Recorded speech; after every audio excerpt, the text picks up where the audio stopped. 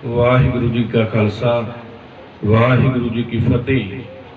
पिछली video which आपां सिख कौम के महान विद्वान महान खोजी भाई कान सिंह नाभा जी बारे विचार की सी। सो अज की वीडियो विच आपां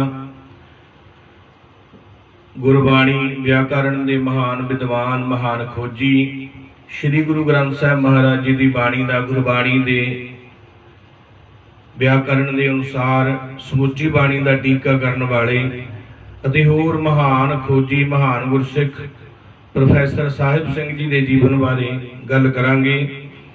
प्रोफैसर साहिब सिंह जी का जीवन जन्म 16 फरवरी 1892 ईस्वी नूं जिला सियालकोट पाकिस्तान की तहसील पसरूर दे एक छोटे जहे पिंड फतेवाली विखे होया। आप जी के पिता का नाम हीरानंद सी, माता का नाम पीका नाम जमुना अते सौहरा नाम निहाल देई सी। जदों आप जी का जन्म होया उस समय आप जी के पिता जी की उम्र 45 साल की सी। आप जी के जन्म तो पहला जिन्ने भी बच्चे हुए थोड़े समय बाद ही छेती ही मर जाते सन। हिंदू घराने विच आप का जन्म सी। हिंदू धर्म के ख्याल मुताबक आप जी के नक विच नथ पा दिती सी अते आप जी का नाम नथू राम रख दिता सी। ये नथ विआह तो बाद खोलनी सी, पर आप जी ने 8वीं जमात के इम्तिहान तो बाद ये नथ ला दी। आप जी के जन्म तो कुछ दिन बाद ही आप जी के पिता आप जी का परिवार पिंड फतेवाली छड्ड दिता। सतगो ते पिंड थरपाल पिंड आके हट्टी पा ली अते पक्की रहायश भी कर ली। प्रोफैसर साहिब सिंह की मुढ़ली सिक्ख्या आप जी की मुढ़ली विद्या 4.5 साल की उम्र विच मियाँ हयात शाह जो कि पंजाबी का प्रसिद्ध कवि सी अते महाराजा रणजीत सिंह जी के दरबारी कवि हाशम शाह का पुत्र सी। आप जी ने सन 1902 विच 5वीं क्लास पास की। 1905 विच मिडल क्लास पास की। मिडल क्लास विच आप फस्ट आप डिवीजन विच पहले दर्जे ते आए सन, जिस करके आप जी नूं 6 रुपए महीना वजीफा लग गया सी। केस रखण की प्रेरणा जदों आप मिडल स्कूल गोता फतेहगढ़ विखे दाखिल होए, आप दे मन विच केस रख के सिंह सजण की इच्छा जाग पई। क्योंकि जदों पिंडों स्कूल आउंदे सी रास्ते विच एक पिंड सी पिंड ढे। उस पिंड विच फौजी नौजवान वीर बहुत सन। जदों भी आप जी ने स्कूल पढ़न आउंदे जांदे समय उन्हां नूं देखना, आप जी दे मन विच ख्याल आउणा कि हिंदू अते मुसलमान फौजियां नालों सिख फौजी ज़्यादा सोहणे लगदे हन। क्यों? क्योंकि इन्हां दे सिर ते केस रखे हुंदे हन, दस्तार सजाई हुंदी है ते मूँह ते दाड़ा हुंदा है। जिस करके इस तो प्रभावित हो के आपने भी केस रखण दा दृढ़ इरादा धार लिया। कला केस रखण दा ही नहीं, आप जी ने अमृत छकण दा मन भी बना लिया ते अपना नाम नथू राम तो साहिब सिंह रखण दा फैसला भी कर लिया।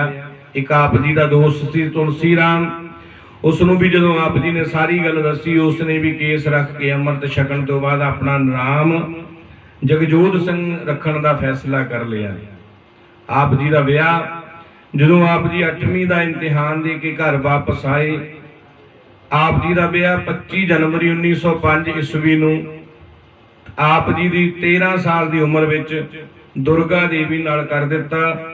रिवाज मुताबक आप जी का मुकलावा 2.5 साल बाद लियांदा गया। अमृत छकना आप जी का जन्म हिंदू घराने विच होया सी। मिडल पास करन तो बाद आप हाई स्कूल दाखिल होए। घर विच भावें बहुत गरीबी सी, पर फिर भी आप जी ने पिता ने परिवार नूं कह दिता सी कि अपने बच्चे नूं प्रोफैसर साहिब सिंह नूं वध तो वध पढ़ाउणा है। घर दे विच भावें बहुत गरीबी सी, पर फिर भी आप जी के पिता ने आप जी नूं स्कूल विच दाखिल करवाया। जदों गर्मियां दी छुट्टियां विच आप घर आए, एक दिन आप अपने घर के विहड़े विच सुते पए सन, अचानक दरवाजा खड़किया। आप नूं आवाज मारी किसी ने। ਆਪ ਜੀ ਨੇ ਆਵਾਜ਼ ਪਛਾਣੀ। ਉਹ ਆਵਾਜ਼ ਮਾਰਨ ਵਾਲਾ ਆਪ ਜੀ ਦੀ ਦਾਦੀ ਦੀ ਭੈਣ ਦਾ ਦੋਹਤਾ ਸੀ, ਜਿਸ ਦਾ ਨਾਮ ਮਹਾਰਾਜ ਸੀ, ਜੋ ਘੋਨ ਮੋਨ ਸਾਧੂਆਂ ਦੀ ਮੰਡਲੀ ਨਾਲ ਰਹਿੰਦਾ ਹੁੰਦਾ ਸੀ। ਪਰ ਜਦੋਂ ਆਪ ਨੇ ਦਰਵਾਜ਼ਾ ਖੋਲ੍ਹਿਆ, ਆਪ ਨੇ ਸਾਹਮਣੇ ਕੀ ਦੇਖਿਆ? ਇੱਕ ਉੱਚਾ ਲੰਮਾ ਸਿੰਘ, ਸਿਰ ਤੇ ਦਸਤਾਰ, ਭਰਮਾ ਦਾੜਾ, ਗਾਤਰੇ ਵਾਲੀ ਕਿਰਪਾਨ ਪਾਈ ਹੋਈ ਸੀ। ਤੁਸੀਂ ਤਾਂ ਮਹਾਰਾਜ ਹੋ? ਉਹ ਮਹਾਰਾਜ ਕਹਿੰਦਾ, ਮੈਂ ਮਹਾਰਾਜ ਪਹਿਲਾਂ ਸੀ ਭਾਈ, ਮੈਂ ਹੁਣ ਅੰਮ੍ਰਿਤ ਛਕ ਕੇ ਭਾਈ ਧਰਮ ਸਿੰਘ ਬਣ ਗਿਆ ਹਾਂ। ਉਹਨਾਂ ਨੂੰ ਦੇਖ ਕੇ ਆਪ ਨੇ ਵੀ ਅੰਮ੍ਰਿਤ ਛਕ ਕੇ ਕੇਸਾਧਾਰੀ ਸਿੰਘ ਹੋਣ ਦਾ ਫੈਸਲਾ ਕਰ ਲਿਆ। ਛੁੱਟੀਆਂ ਖਤਮ ਹੋਈਆਂ, ਆਪ ਸਕੂਲ ਵਾਪਸ ਆਏ।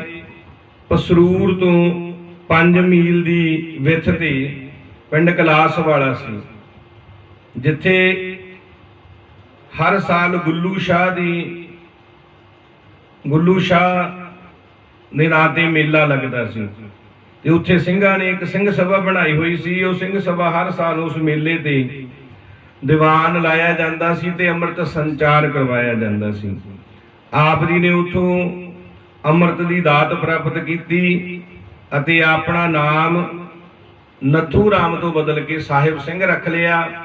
ਦੂਜਾ ਆਪ ਜੀ ਦਾ ਦੋਸਤ ਤੁਲਸੀ ਰਾਮ, ਉਸਨੇ ਵੀ ਅੰਮ੍ਰਿਤ ਛਕ ਕੇ ਆਪਣਾ ਨਾਮ ਤੁਲਸੀ ਰਾਮ ਤੋਂ ਬਦਲ ਕੇ ਜਗਜੋਤ ਸਿੰਘ ਰੱਖ ਲਿਆ। ਅੰਮ੍ਰਿਤ ਛਕ ਕੇ ਸਿੰਘ ਸੱਜ ਕੇ ਆਪ ਸਕੂਲ ਆਏ, ਪਰ ਸਕੂਲ ਵਿੱਚ ਆਪ ਜੀ ਦੇ ਪੁਰਾਣੇ ਨਾਮ ਹੀ ਚੱਲਦੇ ਰਹੇ। ਸੰਸਕ੍ਰਿਤੀ ਸਿੱਖੀ। ਸਕੂਲ ਵਿੱਚ ਆਪ ਨੇ ਫਾਰਸੀ ਦੀ ਥਾਂ ਤੇ ਸੰਸਕ੍ਰਿਤੀ ਦਾ ਸਬਜੈਕਟ ਵਿਸ਼ਾ ਲਿਆ, ਜਿਸ ਵਿੱਚ ਆਪ ਪਹਿਲੇ ਨੰਬਰ ਤੇ ਆਏ, ਪਹਿਲੇ ਸਥਾਨ ਤੇ ਆਏ। ਪਿਤਾ ਜੀ ਦਾ ਸਦੀਵੀ ਵਿਛੋੜਾ। ਆਪ ਜੇ ਸਕੂਲ ਪੜ੍ਹ ਹੀ ਰਹੇ ਸਨ ਕਿ ਆਪ ਦੇ ਪਿਤਾ ਜੀ 20 ਜੁਲਾਈ 1907 ਨੂੰ ਅਕਾਲ ਚਲਾਣਾ ਕਰ ਗਏ। ਪਿਤਾ ਜੀ ਦੀ ਮੌਤ ਤੋਂ ਬਾਅਦ ਸਾਰੇ ਪਰਿਵਾਰ ਦਾ ਭਾਰ, ਜ਼ਿੰਮੇਵਾਰੀ ਆਪ ਜੀ ਤੇ ਆਪ ਦੇ 2 ਛੋਟੇ ਭਰਾਵਾਂ ਤੇ ਪੈ ਗਈ। ਪਰਿਵਾਰ ਵਿੱਚ 3 ਭਰਾ 3 ਭੈਣਾਂ, ਮਾਤਾ ਜੀ ਸਨ। ਜਦੋਂ 10ਵੀਂ ਜਮਾਤ ਦਾ ਦਾਖਲਾ ਭੇਜਣ ਦੀ ਵਾਰੀ ਆਈ, ਘਰ ਦੇ ਵਿੱਚ ਇੰਨੀ ਗਰੀਬੀ ਸੀ ਕਿ ਆਪ ਕੋਲ ਫੀਸ 10ਵੀਂ ਕਲਾਸ ਦਾ ਫੀਸ ਦਾਖਲਾ ਭਰਨ ਲਈ ਵੀ ਫੀਸ ਨਹੀਂ ਸੀ। ਆਪ ਜੀ ਦੀ ਇਤਿਹਾਸ ਦੱਸਦਾ, ਆਪ ਜੀ ਦਾ ਜੀਵਨ ਦੱਸਦਾ ਹੈ। ਆਪ ਜੀ ਦੀ ਵਿਧਵਾ ਭੂਆ, ਜਿਹਦਾ ਨਾਂ ਰਾਧੀ ਸੀ, ਉਹਨੇ ਆਪਣੀਆਂ ਟੁੰਬਾਂ ਗਹਿਣੇ ਰੱਖ ਕੇ ਫੱਤੇਵਾਲੀ, ਜਿਸ ਪਿੰਡ ਵਿੱਚ ਆਪ ਦਾ ਜਨਮ ਹੋਇਆ ਸੀ, ਉੱਥੋਂ ਦੇ ਇੱਕ ਸ਼ਾਹ ਤੋਂ ਕਰਜ਼ਾ ਚੁੱਕ ਕੇ ਆਪ ਜੀ ਨੂੰ ਦਾਖਲਾ ਫੀਸ ਦਿੱਤੀ ਤੇ 10ਵੀਂ ਦੇ ਇਮਤਿਹਾਨ ਵਿੱਚੋਂ ਆਪ ਅੱਵਲ ਆਏ, ਪਹਿਲੇ ਨੰਬਰ ਤੇ ਆਏ। ਜਦੋਂ ਆਪ ਸਕੂਲ ਦੇ ਬੋਰਡਿੰਗ ਹਾਊਸ ਵਿੱਚ ਰਹਿ ਰਹੇ ਸਨ ਤਾਂ ਆਪ ਦੇ ਭਰਾ 20 ਮੀਲ ਦਾ ਪੈਂਡਾ ਤੈਅ ਕਰਕੇ ਸਿਰ ਤੇ 20 ਸੇਰ ਦਾ ਆਟਾ ਚੁੱਕ ਕੇ ਹਰ ਮਹੀਨੇ ਆਪ ਜੀ ਨੂੰ ਪਹੁੰਚਾਉਂਦੇ ਰਹੇ। ਨੌਕਰੀ ਕਾਲਜ ਵਿੱਚ ਪੜ੍ਹਾਉਣ ਦੀ ਸਮਰੱਥਾ ਘਰਦਿਆਂ ਦੇ ਵਿੱਚ ਨਹੀਂ ਸੀ, ਇਸ ਲਈ ਸਤੰਬਰ 1909 ਵਿੱਚ ਆਪ ਨੇ ਪਿੰਡ ਸਾਂਗਲਾ, ਜ਼ਿਲ੍ਹਾ ਲਾਇਲਪੁਰ ਦੇ ਇੱਕ ਮਿਡਲ ਸਕੂਲ ਵਿੱਚ ਸੈਕੰਡ ਮਾਸਟਰ ਦੀ ਨੌਕਰੀ ਕੀਤੀ, ਜਿਸ ਤੇ 15 ਰੁਪਏ ਮਹੀਨਾ ਆਪ ਜੀ ਦੀ ਤਨਖਾਹ ਸੀ। ਸਾਂਗਲੇ ਦੇ ਸਕੂਲ ਵਿੱਚੋਂ ਅਪ੍ਰੈਲ 1910 ਵਿੱਚ ਆਪ ਨੂੰ ਜਵਾਬ ਮਿਲ ਗਿਆ। ਫਿਰ ਆਪ ਨੇ ਡਾਕਖਾਨੇ ਵਿੱਚ ਕਲਰਕ ਦੀ ਨੌਕਰੀ ਕੀਤੀ, ਜਿੱਥੇ ਆਪ ਜੀ ਦੀ 20 ਰੁਪਏ ਮਹੀਨੇ ਤਨਖਾਹ ਸੀ। ਅੱਗੇ ਆਪ ਜੀ ਨੂੰ ਕਾਲਜ ਵਿੱਚ ਪੜ੍ਹਨ ਦਾ ਸ਼ੌਂਕ ਸੀ, ਪਰ ਘਰ ਦੀ ਵਿੱਤੀ ਹਾਲਤ ਇੰਨੀ ਮਾੜੀ ਸੀ ਕਿ ਆਪ ਦੇ ਪਰਿਵਾਰ ਵੱਲੋਂ ਆਪ ਜੀ ਨੂੰ ਅੱਗੇ ਨਹੀਂ ਪੜ੍ਹਾਇਆ ਜਾ ਸਕਦਾ ਸੀ। ਆਪ ਜੀ ਨੇ ਕਲਰਕ ਦੀ ਡਾਕਖਾਨੇ ਦੀ ਨੌਕਰੀ ਛੱਡ ਕੇ ਸਤੰਬਰ 1911 ਵਿੱਚ ਦਿਆਲ ਸਿੰਘ ਕਾਲਜ ਲਾਹੌਰ ਵਿੱਚ ਦਾਖਲਾ ਲੈ ਲਿਆ। ਫਿਰ ਆਪ ਦੇ ਘਰ 9 ਅਪ੍ਰੈਲ 1912 ਨੂੰ ਲੜਕਾ ਪੈਦਾ ਹੋਇਆ, ਜਿਸ ਦਾ ਨਾਮ ਰੱਖਿਆ ਕਰਤਾਰ ਸਿੰਘ। ਆਪ ਨੇ ਮਈ 1915 ਨੂੰ BA ਪਾਸ ਕੀਤੀ। ਯੂਨੀਵਰਸਿਟੀ ਵਿੱਚੋਂ 13ਵੇਂ ਨੰਬਰ ਤੇ ਆਏ ਤੇ ਆਪਣੇ ਕਾਲਜ ਵਿੱਚੋਂ ਸੰਸਕ੍ਰਿਤ ਵਿੱਚੋਂ ਅੱਵਲ ਨੰਬਰ ਤੇ ਆਏ, ਜਿਸ ਕਰਕੇ ਯੂਨੀਵਰਸਿਟੀ ਵੱਲੋਂ ਆਪ ਜੀ ਨੂੰ ਚਾਂਦੀ ਦਾ ਮੈਡਲ ਮਿਲਿਆ। BA ਕਰਨ ਪਿੱਛੋਂ ਖਾਲਸਾ ਹਾਈ ਸਕੂਲ ਫਰੂਕਾ, ਜੋ ਰਾਗੀ ਹੀਰਾ ਸਿੰਘ ਉਸ ਸਮੇਂ ਚਲਾਉਂਦੇ ਸਨ, ਆਪ ਜੀ ਨੂੰ ਉਸ ਕਾਲਜ ਵਿੱਚ ਨੌਕਰੀ 3rd ਮਾਸਟਰ ਦੀ ਨੌਕਰੀ ਤੇ ਰੱਖਿਆ। 75 ਰੁਪਏ ਮਹੀਨਾ ਆਪ ਜੀ ਦੀ ਤਨਖਾਹ ਸੀ। 7 ਸਤੰਬਰ 1915 ਨੂੰ ਆਪ ਦੇ ਘਰ ਦੇ ਵਿੱਚ दूसरे बच्चे ने नाम जन्म लिया जिसका नाम रखिया प्रताप सिंह। सन 1917 में आप जी की माता जी अकाल चलाना कर गए। अगले साल 1918 ਨੂੰ आपदे घर तीजे लड़के का जन्म होया जिसका नाम रखा गया हरदयाल सिंह। गुरबाणी व्याकरण का आरंभ कित्थों होया, कित्थों गुरबाणी व्याकरण का मुੱਢ आप जी के मन में वजिया। दसंबर 1920 ਨੂੰ गुरु तेग बहादुर महाराज जी के शहीदी गुरपुरब के संबंध विच खालसा हाई स्कूल गुजरांवाला उत्थों के गुरु घर विखे हर साल श्री अखंड पाठ साहिब प्रारंभ करवाए जाते सन। अखंड पाठ साहिब आरंभ होया। आप जी की ड्यूटी पाठ करन दी जदों आई, आप जी वेख के हैरान रह गए। इक्को तुक विच इक्को शब्द मुक्ते नाल, औंकड़ नाल ते सिहारी नाल वख-वख रूपां विच आया।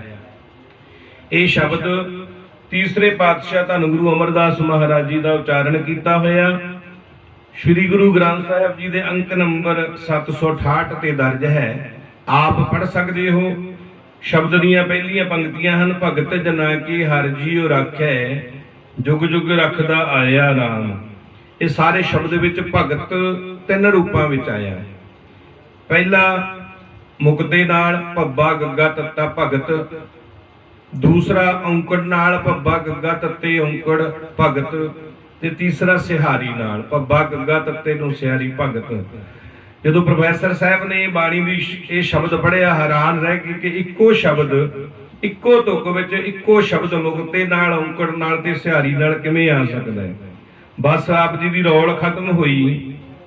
आप दी सुरत इस नवीं सोच विच डुब गई। पाठ की बारी मुका के आपने श्री गुरु ग्रंथ साहिब जी की सैंची चुकी, सैंचियां लैके बैठ गए। बस उत्थों ही गुरबाणी व्याकरण की दात का मुੱਢ वधिया। गुरबाणी व्याकरण की रिसर्च बनी आप जी का दिमाग तुरिया। आप जी की लगन ते मेहनत देख के प्रिंसीपल जोध सिंह उस समय के महान विद्वान, उन्होंने अंग्रेजी राइटर टालस्टाय के लेखों की एक किताब आप जी को दी, रिलीजन ऑफ मोरालिटी। लेख का इस किताब विचले इस लेख का उस किताब विच लेख सी रिलीजन ऑफ मोरालिटी। इस लेख का गुरमत अनुसार आपने उलत्था किया प्रोफैसर साहब सिंह ने, जिसनों सिरलेख आप जी ने दिता धर्म ते सदाचार।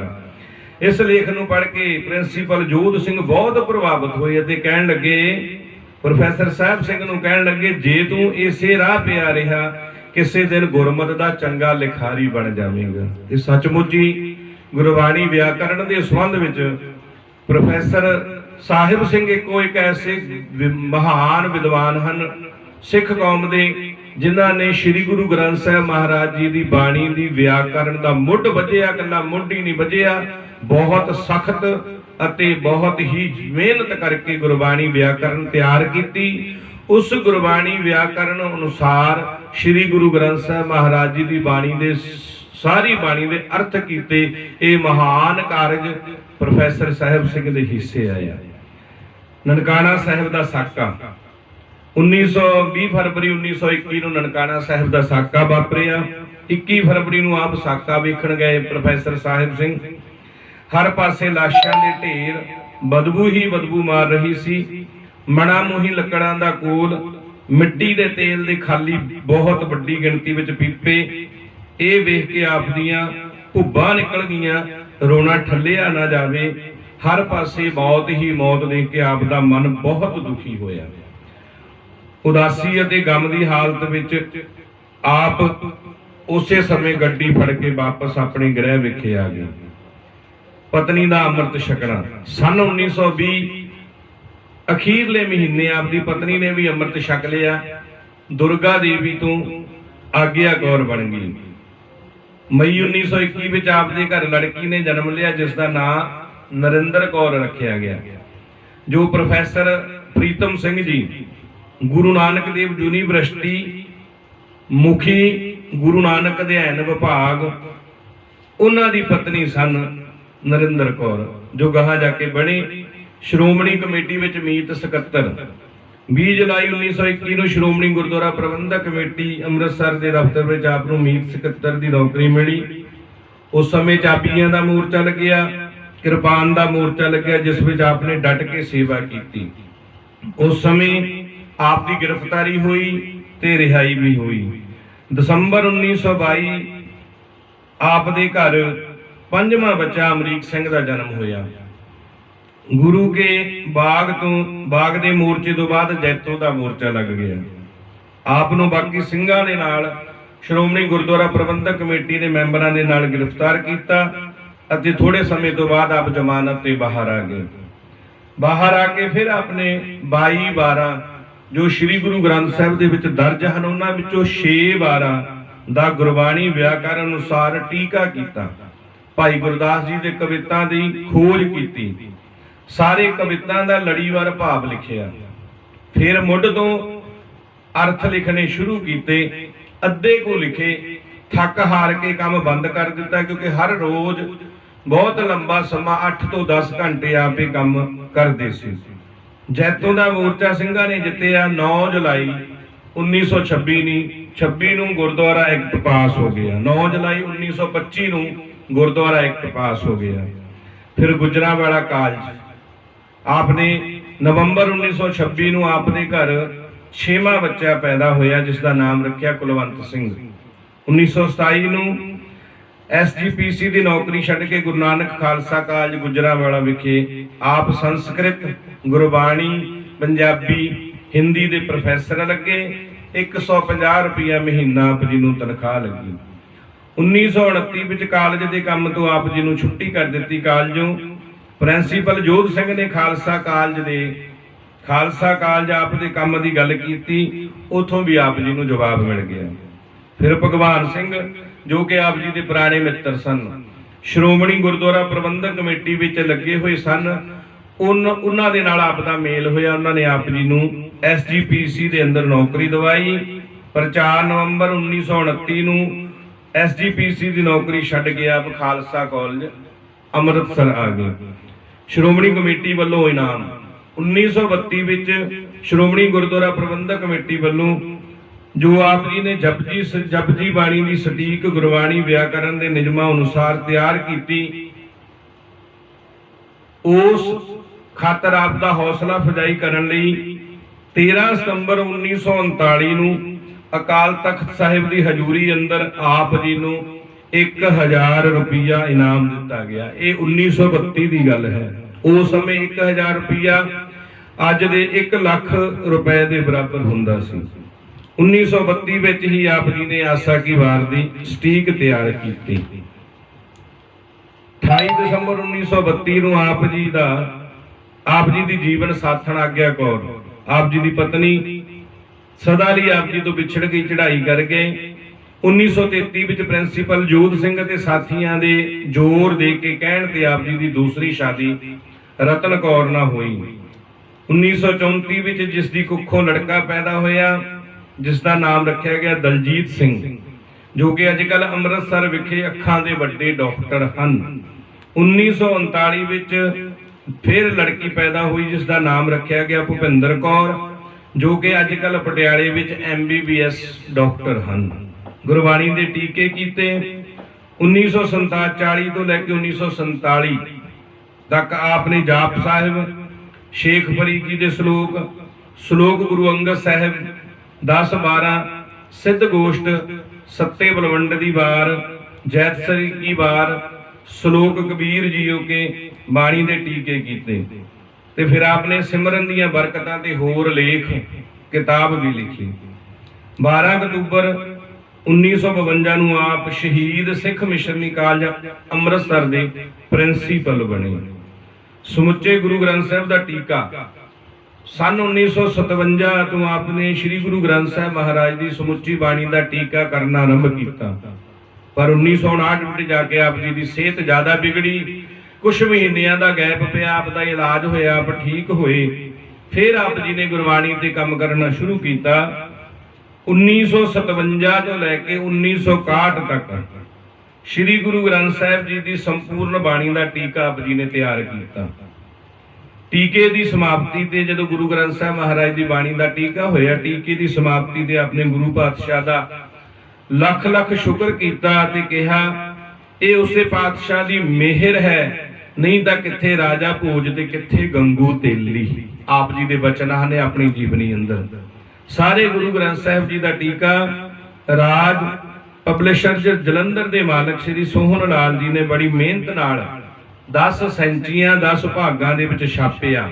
16 ਫਰਵਰੀ 1962 ਨੂੰ 70 ਸਾਲ ਦੀ ਉਮਰ ਵਿੱਚ ਆਪਨੇ ਮਿਸ਼ਨਰੀ ਕਾਲਜ ਦੀ ਨੌਕਰੀ ਤੋਂ ਅਸਤੀਫਾ ਦੇ ਦਿੱਤਾ।